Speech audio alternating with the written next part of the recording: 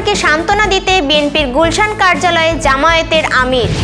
Mobile phone আমদানিতে tax কমানো হয়েছে। এনসিপির মিডিয়া সেল প্রধানের পদত্যাগ। ভিপি সাদিক কায়েমকে যে পরামর্শ দিলেন তারেক রহমান।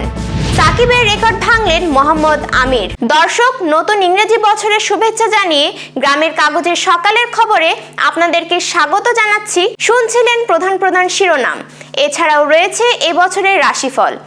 এবার চলুন যাওয়া যাক মূল আয়োজনে। বিএনপি চেয়ারপারসন ও সাবেক প্রধানমন্ত্রী বেগম খালেদা জিয়ার প্রয়াণে শোক সন্তপ্ত জ্যেষ্ঠপুত্র দলের ভারপ্রাপ্ত চেয়ারম্যান তারেক রহমানকে সান্ত্বনা দিতে গুলশান কার্যালয়ে গিয়েছেন জামায়াতে ইসলামীর আমির ডাক্তার শফিকুর রহমান। বৃহস্পতিবার সন্ধ্যা 7:15টায় তিনি বিএনপি চেয়ারপারসনের রাজনৈতিক কার্যালয়ে পৌঁছান। কার্যালয়ে পৌঁছে জামায়াতের আমির ডাক্তার শফিকুর রহমান প্রথমে প্রয়াত দেশনেত্রী বেগম খালেদা জিয়ার স্মৃতির প্রতি শ্রদ্ধা জানিয়ে শোক বইয়ে স্বাক্ষর করেন। এরপর তিনি কার্যালয়ের 3য় তলায় যান এবং তারেক রহমানের সাথে সাক্ষাৎ করেন। সাক্ষাৎকালে ডাক্তার শফিকুর রহমান দীর্ঘ সময় তারেক রহমানের পাশে অবস্থান করেন এবং মাতৃহারা শোকে মুহ্যমান তারেক রহমানকে গভীর সমবেদনা ও সান্ত্বনা জানান। এ সময় দুই নেতার মধ্যে দেশের চলমান রাজনৈতিক পরিস্থিতি ও পারস্পরিক সংহতি নিয়ে সংক্ষিপ্ত আলোচনা হয়। বিএনপির ভারপ্রাপ্ত চেয়ারম্যান তারেক রহমানের সঙ্গে বৈঠক করেছেন ঢাকা বিশ্ববিদ্যালয়ের কেন্দ্রীয় ছাত্র সংসদের ডাকসু প্রতিনিধিরা। বৈঠক শেষে ডাকসু ভিপি সাদিক কায়েম বলেছেন, আমরা তারেক রহমানের সঙ্গে সাক্ষাৎ করেছি। তিনি আমাদের এবং দেশের ছাত্র সমাজের প্রতি অত্যন্ত গুরুত্বপূর্ণ কিছু পরামর্শ দিয়েছেন। বৃহস্পতিবার বিকেলে রাজধানীর গুলশানে বিএনপির চেয়ারপারসনের রাজনৈতিক কার্যালয়ে এই বৈঠক শেষে তিনি এসব কথা বলেন। বৈঠকের শুরুতে প্রতিনিধি দলটি সদ্য প্রয়াত সাবেক প্রধানমন্ত্রী বেগম খালেদা জিয়ার শোক বইয়ে স্বাক্ষর করেন।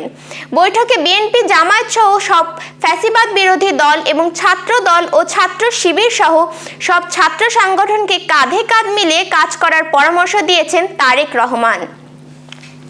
মোবাইল ফোন আমদানিতে ট্যাক্স কমানো হয়েছে বলে জানিয়েছেন প্রধান উপদেষ্টার প্রেস সচিব শফিকুল আলম। বৃহস্পতিবার বিকালে রাজধানীর ফরেন সার্ভিস একাডেমির মিলনায়তনে এক ব্রিফিংয়ে তিনি এ তথ্য জানান। প্রেস সচিব বলেন, মোবাইল ফোন আমদানিতে ট্যাক্স কমানো হয়েছে। আগে কাস্টমস ডিউটি ছিল 25%, এখন তা 10% করা হয়েছে। দেশে উৎপাদিত ফোনের ট্যাক্স 10% থেকে 5% করা হয়েছে। সরকারের এই পদক্ষেপে বাংলাদেশি মোবাইল ফোন ইন্ডাস্ট্রি আরও বেশি ব্যাপকতা পাবে বলে আশা ব্যক্ত করেন তিনি। জাতীয় নাগরিক পার্টির প্রতিষ্ঠাতা সদস্য ও যুগ্ম সদস্য সচিব মুশফিকুস সালেহীন দল থেকে পদত্যাগ করেছেন। তিনি দলটির মিডিয়া সেলের সম্পাদকের দায়িত্বও পালন করেছিলেন। বৃহস্পতিবার তিনি দলের আহ্বায়ক নাহিদ ইসলামের কাছে আনুষ্ঠানিকভাবে তার পদত্যাগপত্র জমা দেন। পদত্যাগপত্রে তিনি লেখেন, জাতীয় নাগরিক পার্টি এনসিপিতে একজন প্রতিষ্ঠাতা সদস্য হিসেবে আর সবসময় দলের ঘোষিত লক্ষ্য, আদর্শ, জুলাই গণঅভ্যুত্থানের চেতনা ও গণতান্ত্রিক নৈতিকতার প্রতি দায়বদ্ধ থেকে আমি সততার সঙ্গে দায়িত্ব পালনের চেষ্টা করেছি। দলের সাম্প্রতিক রাজনৈতিক সিদ্ধান্তের সঙ্গে নীতিগত দ্বিমত পোষণ করে তিনি লেখেন, সম্প্রতি আসন্ন জাতীয় নির্বাচন সামনে রেখে জামায়াতে ইসলামীর নেতৃত্বাধীন 10 দলীয় জোটে অন্তর্ভুক্ত হওয়ার যে সিদ্ধান্ত নেওয়া হয়েছে তার সঙ্গে আমি নীতিগতভাবে একমত নই। বিপিএল এর ম্যাচে বৃহস্পতিবার সিলেট টাইটান্স ঢাকা ক্যাপিটালসকে মাত্র 6 রানে হারিয়েছে। এ জয়ে সবচেয়ে বড় অবদান রেখেছেন মোহাম্মদ আমির। স্পেলে তিনি একটি মেইডেন ওভারও করলেন, যা তাকে টি-20তে একটি নতুন রেকর্ড এনে দিল। সিলেটের হয়ে ইনিংসের শুরুতেই বল করা আমির নতুন বলের আস্থার প্রতিদান দিলেন। তার প্রথম ওভারে ঢাকা ওপেনাররা সাইফ হাসান ও জোবায়েদ আকবরী কোনো রান করতে পারেননি। টি-20 ক্রিকেটে এটি আমিরের 28তম মেইডেন ওভার। এখনো পর্যন্ত এই ফরম্যাটে আমিরের চেয়ে বেশি মেইডেন করেছে কেবল ক্যারিবিয়ান স্পিনার সুনীল নারিন, যিনি 33টি মেইডেন ওভার করেছেন। এদিকে পারফরমেন্সের মাধ্যমে আমির বাংলাদেশের সাকিব আল হাসানকে ছাড়িয়ে গিয়েছেন। সাকিবের মোট 27টি মেইডেন ওভার রয়েছে।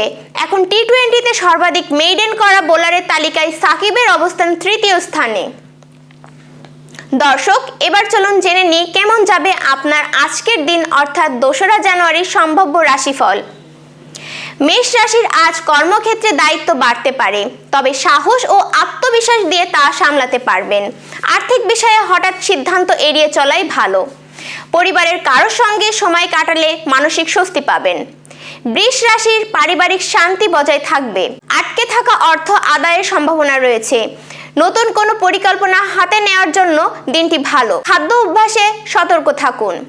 মিথুন রাশির আজ কথা বলার ক্ষেত্রে সংযত থাকুন। ভুল বোঝাবুঝি তৈরি হতে পারে। কর্মসূত্রে ছোটখাটো ভ্রমণের যোগ আছে। পুরনো বন্ধুর সাথে যোগাযোগ হতে পারে।